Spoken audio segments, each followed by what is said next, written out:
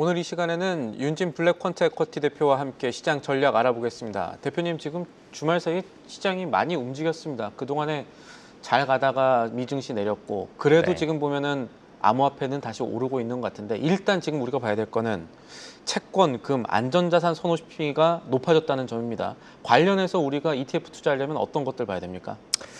일단은 증시 자체가 비트코인이랑 같이 연동되면서 굉장히 좀 큰 폭락세가 있었는데, 이런 부분들이 일단 증시 자체에서는 최근에 하이밸류에 대한 이슈가 굉장히 좀 더 큰 어떤 영향력으로 끼쳤던 걸로 보여지고요. 고평가돼서 지금 걱정된다는 거죠? 그렇죠, 맞습니다. 사실 근데 이제 이슈 자체는 이제 중국과의 어떤 관세 협상에 대한 부분에 있어서 서로 간에 이제 공격적 언쟁이 뭔가 시발점이 됐다, 이렇게 좀 언급은 됐는데, 요 정도 이슈는 그 동안에 거의 뭐 한 2달간에도 수도 없이 있었거든요. 근데 이런 이슈들만으로도 쉽게 좀 큰 폭락세로 이어진다라는 점, 그리고 이번에 가장 큰 폭락세 문제점이 됐던 거는 지금 레버리지 비율이 굉장히 높다라는 점이었는데, 지금 이게 암호화폐 선물장에서도 높은데 지금 국내 포함해서 지금 해외 쪽도 다 레버리지 ETF들 대상으로도 굉장히 좀 높은 상태입니다. 그러다 보니까 이게 급락세 자체가 굉장히 커질 경우에 더 어떤 가속화되는 급락세를 만들어낼 수 있는 굉장히 지금 누적 잔량 자체가 증가하고 있는 과정이다. 좀 이렇게 보시면 좋을 것 같고요.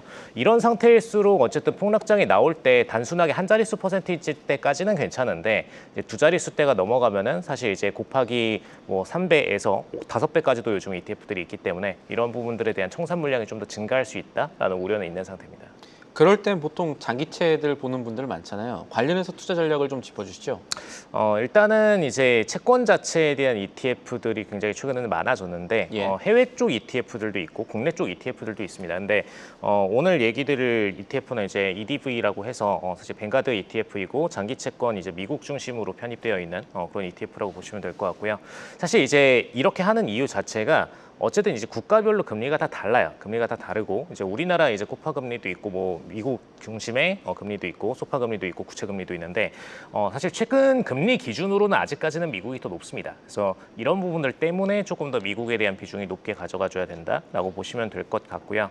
사실 증시 국면으로만 따졌을 때는 원래는 이제 회복 국면이나 성장기 국면까지는 다시 뭐 골드나 혹은 채권을 편입할 필요는 원래는 없습니다. 근데 이제 후반기 성장 국면으로 가게 되면은 사실 이때부터는 배당주나 그다음에 방어형 뭐 이제 헬스케어 같은 ETF들에 대한 성장세가 조금 더 두드러지고요. 최근이 아직은 그 국면이긴 합니다. 아직은 이제 배당주나 헬스케어 중심의 상승세가 아직은 이어지고 있는. 근데 이후부터는 좀 빠르게 만약에 폭락세가 전개됐을 때 편입해야 되는 거는 국채나 그다음에 골드 관련 ETF들이 될 수가 있다라고 좀 얘기 드릴 수 있겠고요. 다만 이제 최근에는 골드가 생각보다 너무 빨리 올랐어요. 그래서 골드 ETF들을 지금 시점에서 신규 편입하는 거는 좀 무리가 있다라고 얘기를 드리고, 현재 시점에서 만약에 신규로 가야 된다라면은 뭐 기존 섹터는 헬스케어가 되겠고, 신규 섹터는 채권 관련된 부분들이 오히려 새로 편입해야 될 ETF 대상이 될 수가 있겠다. 좀 이렇게 얘기 드립니다.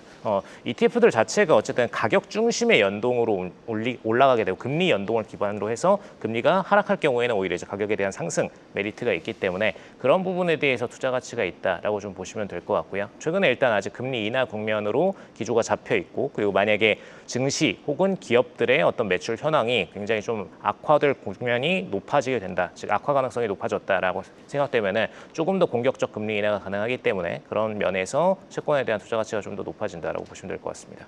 그런 측면에서 장기채 EDV ETF를 추천해 주셨고요.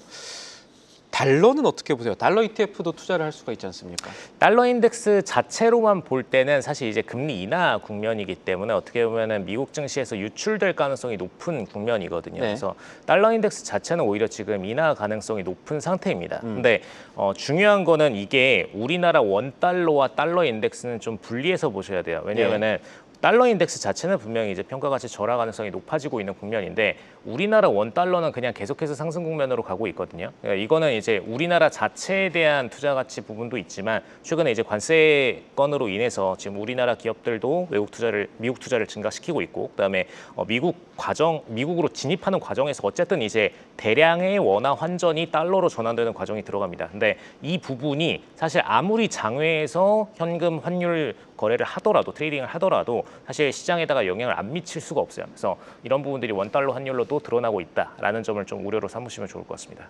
알겠습니다. 지금까지 도움 말씀의 윤진 블랙펀트 에쿼티 대표였습니다. 오늘 말씀도 감사합니다. 네, 감사합니다. 계속해서 다양한 경제 이슈를 알고 싶다면 구독과 좋아요, 알림 설정 부탁드립니다. AI 캐스터 권미정이었습니다.